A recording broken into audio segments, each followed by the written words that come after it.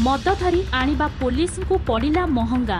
कलाहांडी जिला कलमपुर थाना अंतर्गत कुट्रुफांडी पुलिस द्वारा मद धरिबा महंगा पड़ी। माठियापड़ारे मद जबत करथिले पुलिस बाबू माने। माठियापड़ारे आदिवासी मानक गणपर्व टोकीमरा पई मद पानी पूजा पाठ करुथिबा बेले पुलिस पहुंची मद जबत करथिला। एथिरे उत्तक्षिप्त होई माठियापड़ार समग्र ग्रामवासी टोकीमरार गड़रा बा मेंढा को धरी आज बड़पुरु फांडी को आसीदिन तमाम समय रे घेराव करथिले। सेमानक अभियोग एही कि जदिओ आमे मद आनी रखिथिलु ताहा कोनोसी अन्य उद्देश्य रे नुही, माटी देवतांक पूजा उद्देश्य रे रखा जाइथिला। पूजापीठ उपरे एहार समाधान न हेबा पर्यंत आमे एठारु हटिबु नाही बोली प्रतिश्रुति देइथिले। किंतु परिशेष रे कलमपुर थाना अधिकारी घटनास्थल रे पहुंची माठियापड़ा ग्रामवासी को बुझामणा करी प्रतिश्रुति देबा परे माठियापड़ा लोके फेराउरु हटिथिले।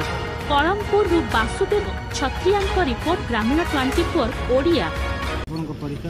मोर ना हूँ हिमांशु शेखर पंडा। आमर जो माठियापड़ा पौष पर्व टोकी पर्वर मुझे सभापति। आज एमती गोटे अघटन हो गला। आमर जेन कमिटी मद रखिकरी आमर जेन गुरमे दिशारी समस्त को जेन आम गड़रा धरिक आसी सारा पर संध्यारे दौलू ताकू आमर बाबू कुट्रु बाबू जाइकरी ताकू सीज करी धरी पलि आसते। तेणु से आमर गुरमे दिशारी बजा वाले सबू आमको घरे जिते समी देले आमे असौछि गलु। आमे आउ परब नहीं मारू ताले परब नहीं मारू बेले आर क्या करूँ बाबू। ये परब रो गड़रा गुड़री सबू निकर थाना के सौंपी दी आइथिलु।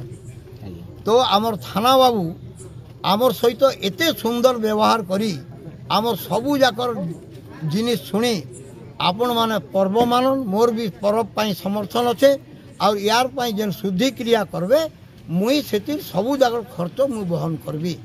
आउ जेतकी आपनकर सीज करी निचन आमर पाई क्षमा करन और आमे सबू जाकर फेरे देमु बोली कहले। तेणु आमर गाँव कमिटी खुशी रे इधानु आमे आर थरे जाई कर परब रे माती जाउ। आउ आपण हम चैनल को लाइक शेयर और सब्सक्राइब करंतु। ग्रामीण 24 ओडिया आपनक साथी रे।